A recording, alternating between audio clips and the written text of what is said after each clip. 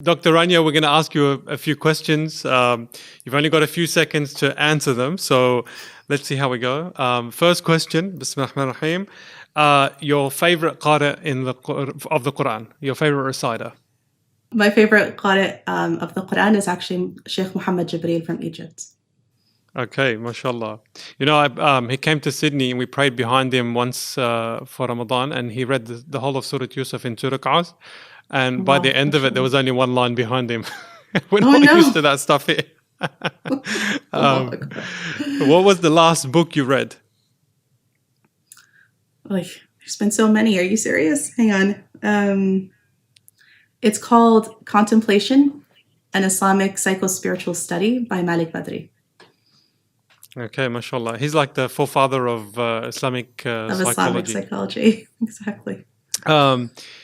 When I say your favorite breakfast, what is that in the eyes of Dr. Rania Awaad? Wow, neat question. It's an Arabic breakfast. So, you know, the cheeses and the olives and the za'atar and all the rest. Amazing. Speaking of food, if you were able to invite anyone to dinner who's alive, who would it be? There is a group of teachers that I've always wanted to meet who have taught my own teachers, who are still alive actually, that I would love to meet but haven't had the chance to.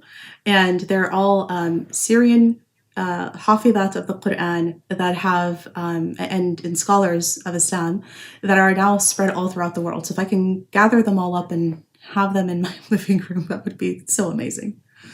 Tariq, you got to work your connections, please. You're committed to supporting all of our guests on Double Take, so please organize the dinner for Dr. Rania. Okay, if you were to have dinner with someone who's passed away, and it can't be the Prophet ﷺ, of course we'd choose him, who would it be?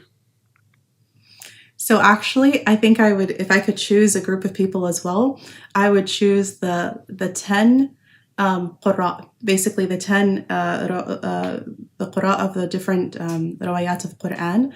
And more recently, I've been reading about all their biographies, and some of them were contemporary to each other and not. So this would probably be like in Jannah to meet them all at the same time, and just have a really.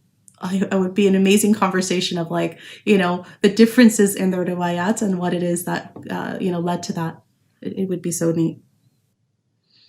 Dr. Rania, Jazakallah khair, and thank you so much for joining Double Take.